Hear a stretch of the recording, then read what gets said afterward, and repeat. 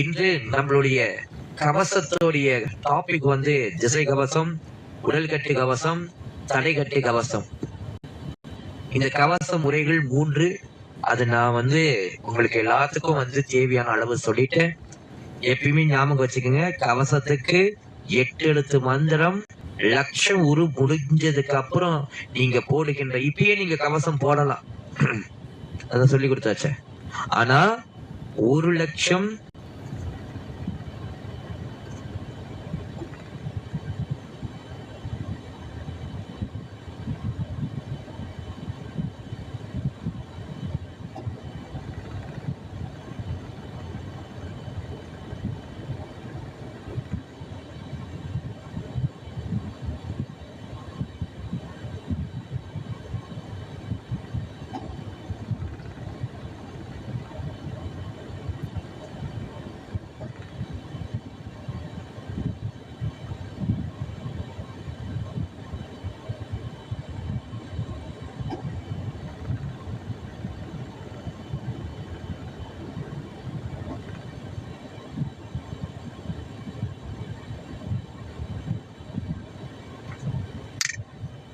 சரி அன்பர்கள், கவசத்துக்கு ஆதாரமே 1 லட்சம்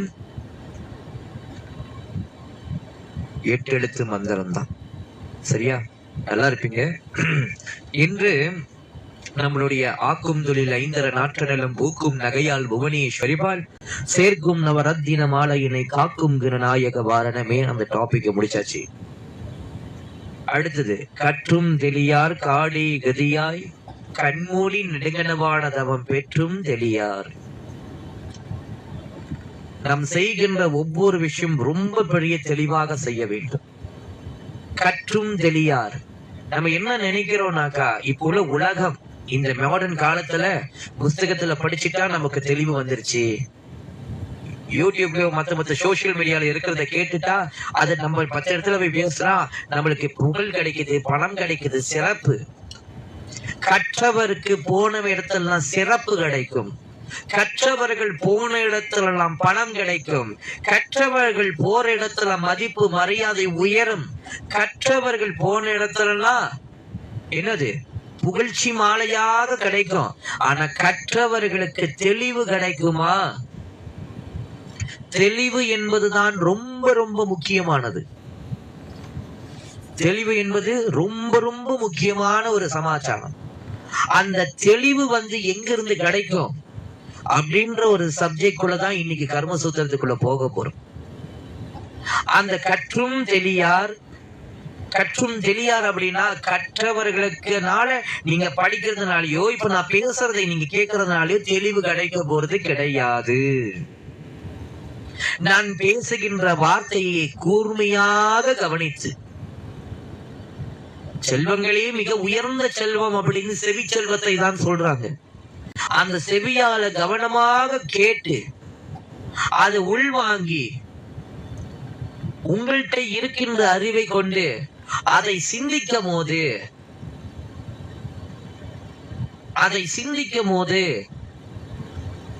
அப்படி அது சிந்திக்கிறதுக்கு இடம் கிடைக்கல அப்படின்னாக்கா,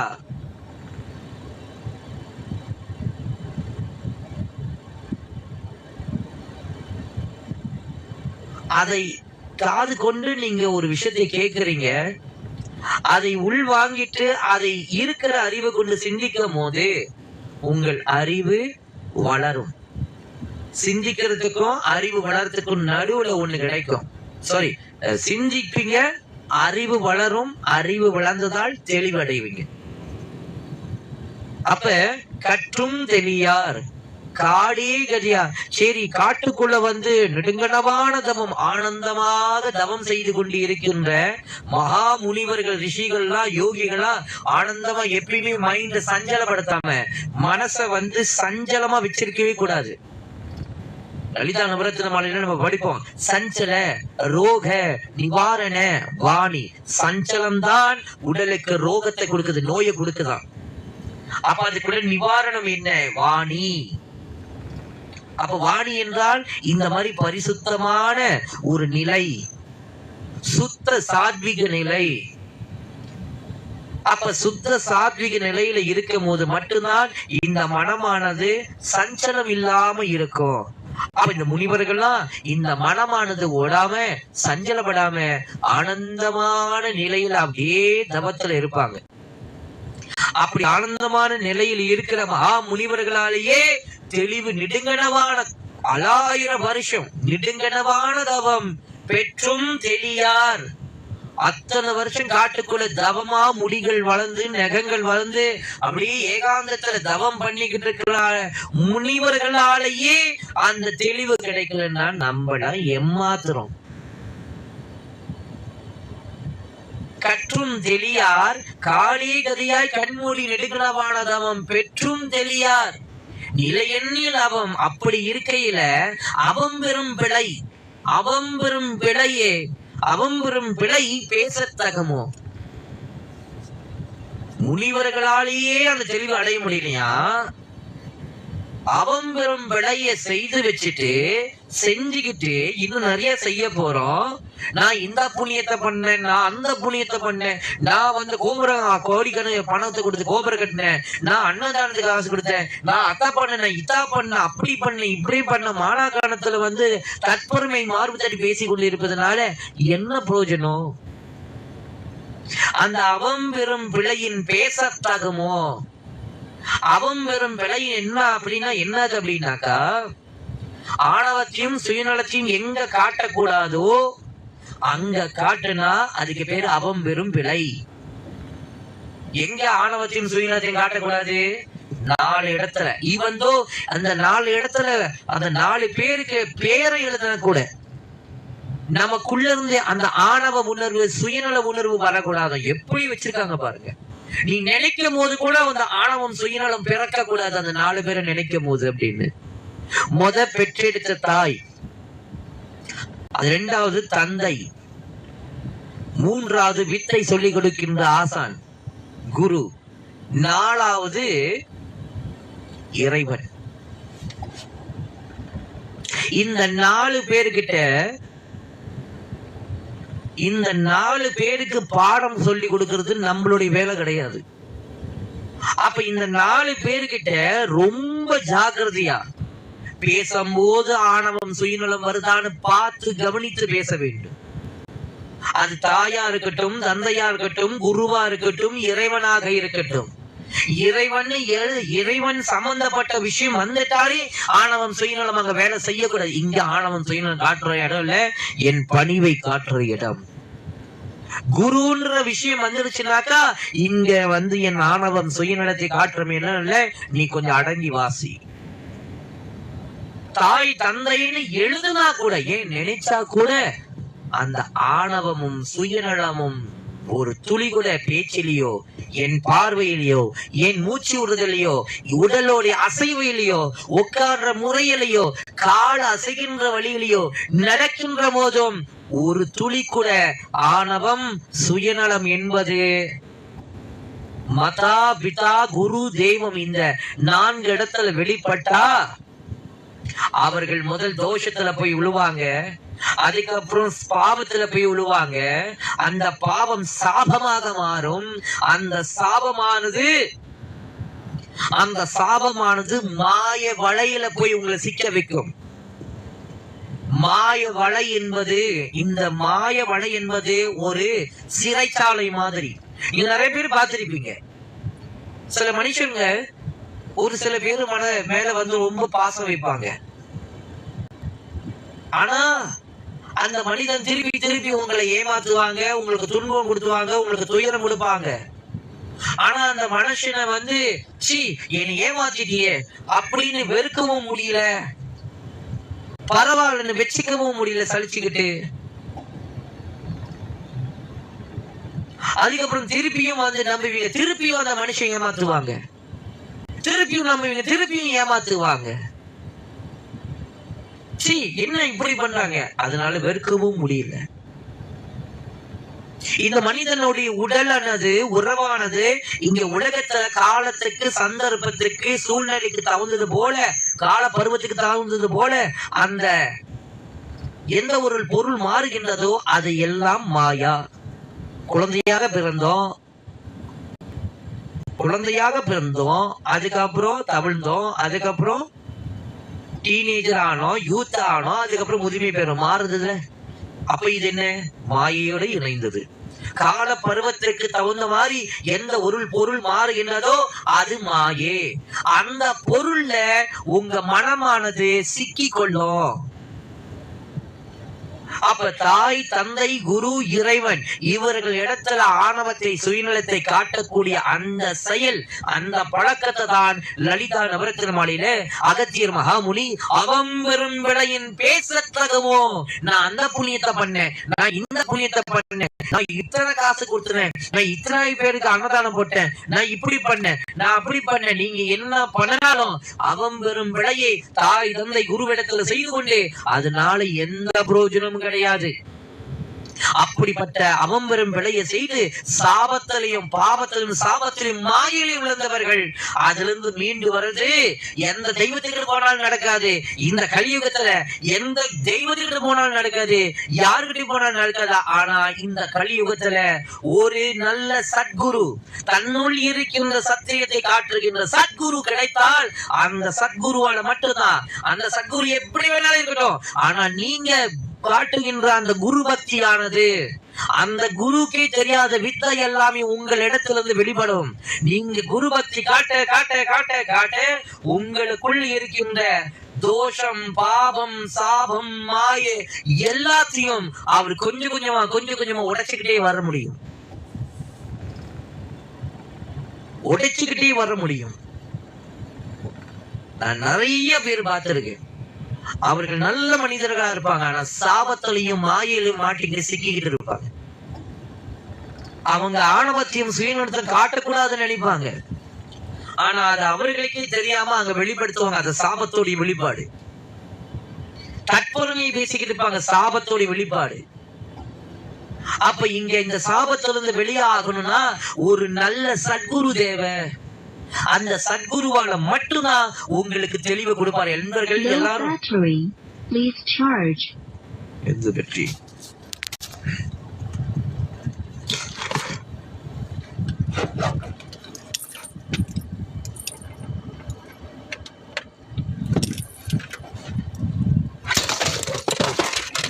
low battery please charge.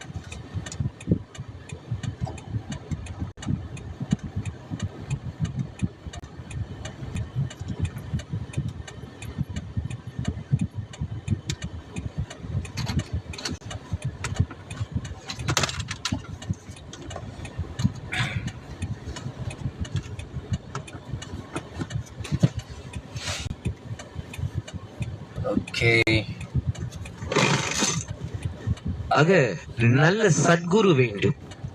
அந்த நல்ல சத்குருவால மட்டும்தான் உங்களுடைய அவம்பெரும் பிழை இருந்து காப்பாற்ற முடியும்.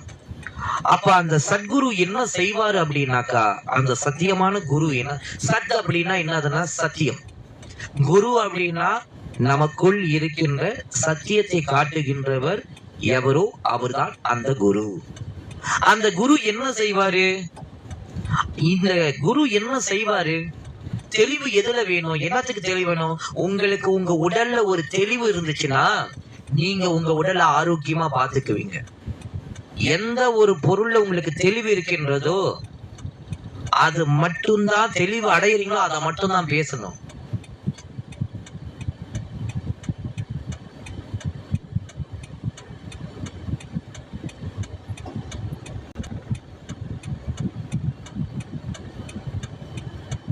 அதை மட்டும்தான் பேசணும். எதுல தெளிவு இல்லையோ அதை பேசக்கூடாது. அன்பர்கள் 17 பேர் இருக்கீங்க, எல்லாரும் டைப் பண்ணுங்க. இது கர்மசூத்திர வகுப்பு, நான் ஷார்ட்டா முடிக்கிறேன். ஆக இந்த குரு இல்லாம நம்மனால கரை தேர முடியாது. இந்த கலியுகத்துல ஒரு நல்ல சத்குரு இருந்தா மட்டும்தான் உங்க தரித்திரமா இருக்கட்டும், உங்க பாப்பமா இருக்கட்டும், உங்க மாயையா இருக்கட்டும், உங்க தோஷமா இருக்கட்டும், ரொம்ப ஈஸியா குரு பார்வை பட்டால் கோடி புண்ணியம். அப்ப அப்படி ஒரு நல்ல சத்குருவை தேர்ந்தெடுக்க வேண்டும். எதற்கு? அவர் மூலியமா மட்டும்தான் தெளிவு கிடைக்கும். இதை யாரு சொல்றா அப்படின்னா திருமூல சித்தரையே நான் திருப்பி எடுக்கிறேன். திருமூல சித்தருடைய பாடல்ல குருவே சிவம் என கூறினான் நந்தி, குருவே சிவம் என கூறினான் நந்தி, குருவே சிவம் என்பது குறித்தோரார், குருவே சிவனுமாய் கொல்லுமாய் நிற்கும், குருவே யுரை உணவற்றதோர் கோவை, தெளிவு குருவின் திருமேனி காண்டல், தெளிவு குருவின் திருநாமம் செப்பல், தெளிவு குருவின் திருவார்த்தை கேட்டல், தெளிவு குரு சிந்தித்தல் தானே. அதுக்கு அடுத்தது கொள்ளினும் நல்ல குருவினை கொள்ளுக. நீங்க குருவை தேர்ந்தெடுக்கும் போது நல்ல குருவை தேர்ந்தெடுக்க வேண்டுமா? நல்ல குருவை தேர்ந்தெடுக்க வேண்டுமா? அந்த நல்ல குருவை எப்படி தேர்ந்தெடுக்கணும்? அதுக்கும் வழி இருக்கு. கொள்ளினும் நல்ல குருவினை கொள்ளுக, உள்ள பொருள் உடல் ஆவியுடனிக. எப்படி நல்ல குருன்னு கண்டுபிடிக்கிறது? உள்ள பொருள் உடம்பு, மனசு, அறிவு, சத்தியம், என்னது அப்படின்ற விஷயத்தை உள்ள பொருள் உடல் ஆவியுடன் இக. உங்களுக்குள்ள ஆவி ஓடிக்கிட்டு இருக்கு. ஆவினா அது மூச்சு காத்து. உங்க உடல்ல இருக்கு ஓடுகின்ற தச வாயுக்களையும் அந்த குருவானவர் பிரித்து சொல்லக்கூடிய தகுதியுடையவராக இருக்கணுமா? உள்ள பொருள் உடல் ஆவியுடன் இக. கொள்ளினும் நல்ல குருவினை கொள்ளுக, உள்ள பொருள் உடல் ஆவியுடன் இக, தெல்ல தெளிய சிவபதம் தானே அப்படின்ற ஒரு வாக்கியம். அடுத்தது சொல்றாங்க, தியானத்துக்கு குரு பக்தி செய்யறதுக்கு தியானத்துக்கு மூலம் குரு வடிவம், குருவோட திருவுருவம் தேவை தியானம் பண்றதுக்கு.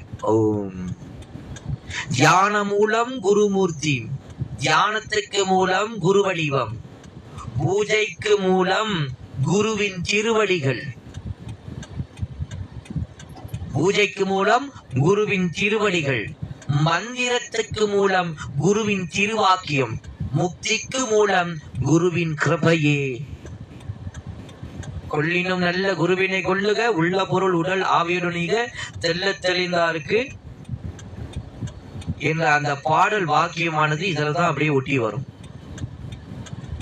ஆக அன்பர்கள், இப்ப நீங்க அடுத்தது என்ன செய்ய போறீங்கன்னாக்கா, நல்ல ஒரு சத்குருவை பிடிக்கணும். சத்தியமான குரு, அறிவோட உச்சநிலையை தொட்ட குரு நாம் சித்தர்கள். ஆக நம்ம கர்ம சூத்திர வகுப்புல பங்கெடுத்திருக்கின்ற அன்பர்கள், மாணவர்கள், இன்று உங்களுக்கு எல்லோருக்கும் அவங்க நட்சத்திரத்தின் படி, ஏன்னா நட்சத்திரத்தின் படிதான் கர்மங்கள் ஊடுருமோ, அவங்களுடைய நட்சத்திரத்துக்கு ஒரு நல்ல சித்தர்கள் அதுலயே அமைந்து இருக்கிறாங்க. அப்ப அந்த கர்மத்துக்கு உங்களுடைய நட்சத்திரம் உங்களுடைய ராசிக்கு ஏற்றது போல அந்த நட்சத்திரத்தை அடிப்படையாக வைத்து அந்த சித்தர்களுடைய உதவியை நாம் நாட வேண்டும். நீங்க என்ன நட்சத்திரத்துல இருக்கிறீங்களோ அந்த நட்சத்திரத்துக்கு ஒரு சித்தர் இருப்பாரு. அந்த சித்தரை பிடித்து கொள்ள வேண்டும். அவர் சித்தருடைய பாடல்களை படிக்க வேண்டும். எல்லா சித்தரும் ஒரே மாதிரிதான் சொல்லியிருப்பாங்க, எந்த வேற்றுமையும் இல்லை. சரியை, கிரியை, யோகம், ஞானம், அஷ்டாங்க யோகம், படியேறி போறது. அப்ப அதை படிக்க வேண்டும். இப்ப நீங்க என்ன செய்யணும்னாக்கா கவசத்தை பிடிச்சிங்க, பாதுகாப்பு கவசம்.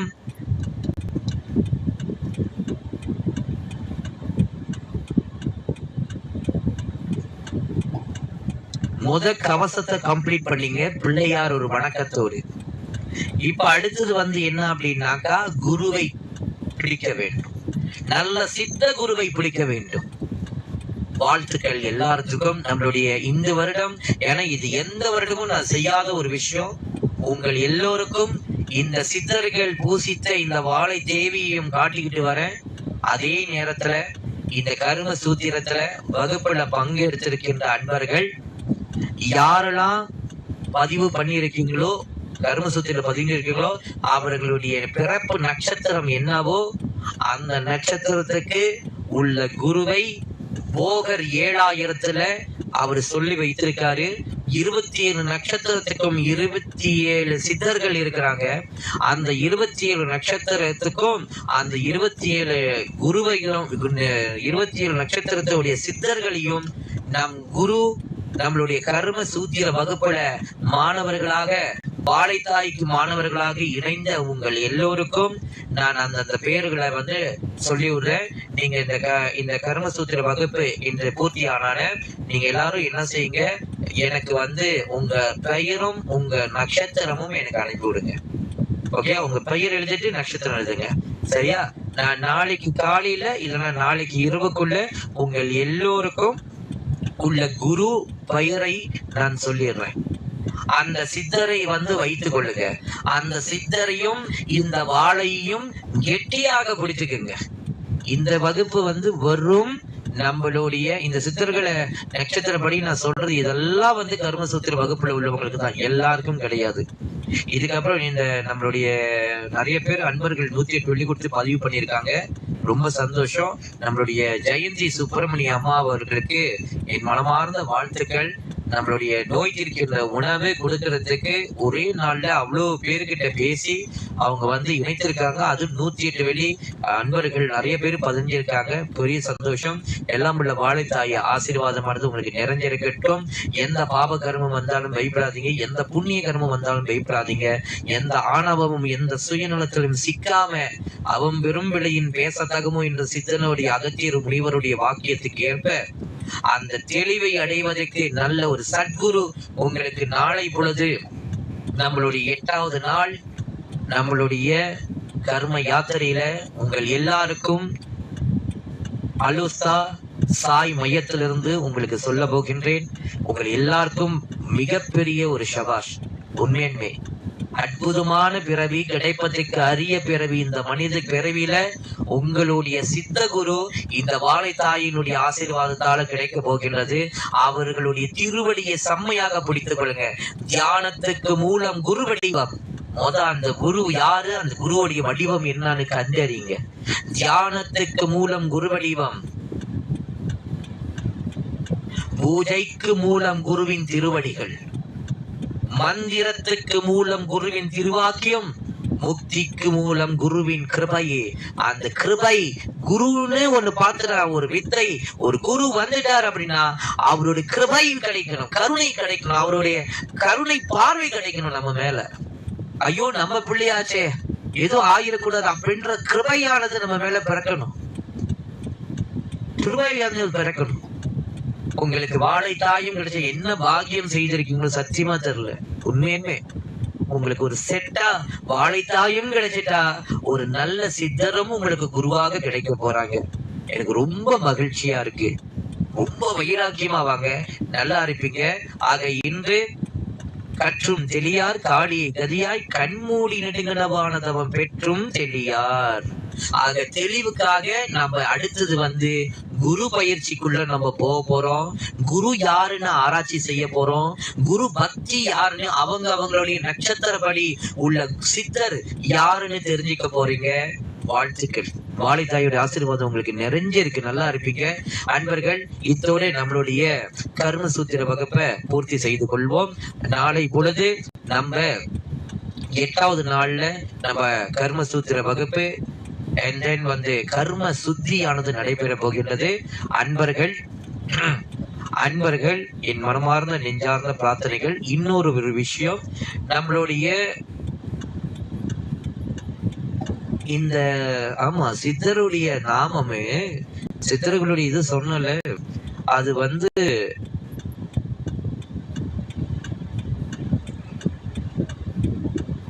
சரி பரவாயில்ல. நாளை பொழுது நம்ம எல்லாரும் வந்து கட்டாயமா வந்து சந்திப்போம் நம்மளுடைய ஜபத்துல இருந்து.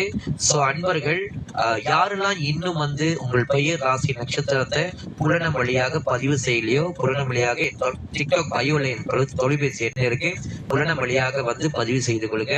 நல்லா இருப்பீங்க அன்பர்கள். இத்தோடு நம்மளுடைய பிரார்த்தனையை பூர்த்தி செய்வோம்.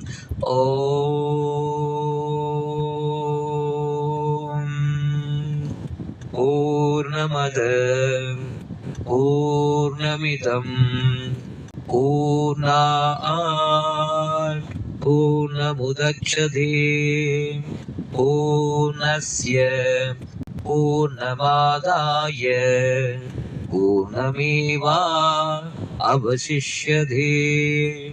ஓம் சாந்தி சாந்தி சாந்தி.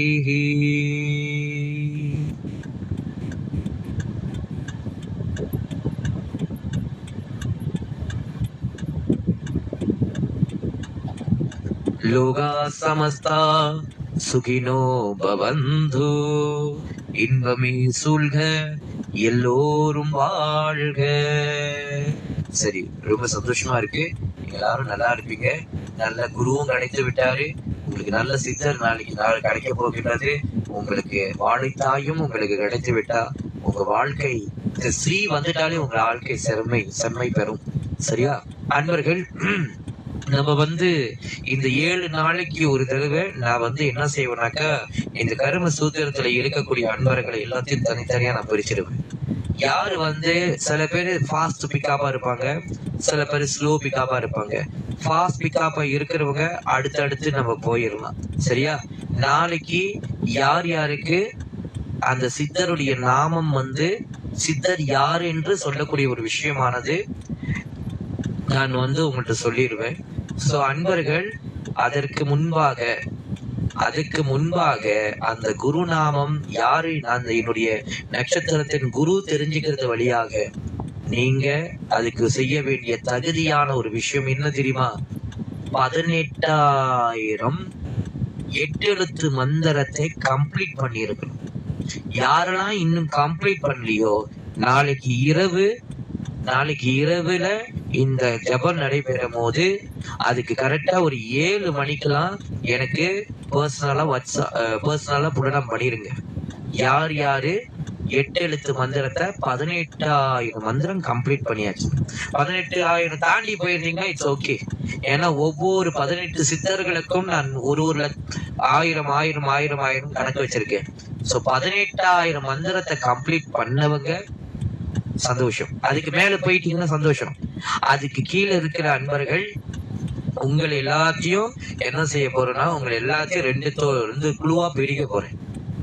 யாரு வந்து இந்த கர்ம சூத்திர வகுப்பு வந்து அதனுடைய பயிற்சி முறைகள் வந்து ரொம்ப ரொம்ப ஸ்லோவா மெதுவா பண்றீங்களோ, நோ ப்ராப்ளம். அவர்கள் எல்லாத்தையும் தனியா ஒரு குரூப். யாருக்கு வந்து கர்ம இடம் கொடுத்து இந்த கர்ம சூத்திரம் புரியறதுக்கு வழிவகுத்து கொடுத்து போகின்றார்களோ, கரெக்டா அந்த பயிற்சி முறைகளை செய்துட்டு வரீங்களோ, அவங்கள தனியா ஒரு குரூப்பா பிரிச்சிருப்பேன். அப்ப மெதுவா வரக்கூடியவங்களுக்கு நான் கூட கொஞ்சம் டைம் ஸ்பெண்ட் பண்ணுவேன். ஏன்னா அவங்க நீங்க தவிக்கும் போது உங்களுக்கு புரியாது. இன்னொன்னு வந்து ஒண்ணு சொல்லிட்டா, இந்த கர்ம சூத்திரம் புரியணும்னா அதுக்கு ஒரே காரணம் தான், பாவகர்மம். அதுக்கு என்ன செய்யணும்? பாவத்தை நான் குறைக்கிறதை விட புண்ணியத்தை அதிகரிக்கணும். நிறைய புண்ணிய சேவை செய்யணும், நிறைய இறை சேவை, நிறைய குரு சேவை செய்ய வேண்டும். அதுக்கு என்ன பண்ணோம் அப்படின்னு சொல்றேன். அதுக்கு நாளை பொழுது நம்ம நேரம் சந்திப்போம். ஜெய் ஜெகன்மாதா சிவாயோசி. எல்லாரும் இந்த மெய்யான பக்தி யோகத்துல வெற்றி பெற உங்களை எல்லாரும் வாழ்த்தி, மாணவ தர்ம குரு ஸ்ரீ மாணவ தர்ம குருகுலால இருந்து உங்கள் அன்புக்குரிய the voice of Karma master சீட் விடைபெறுகிறேன். ஜெய் ஜெகன்மாதா சிவாயவசி. ஓம்.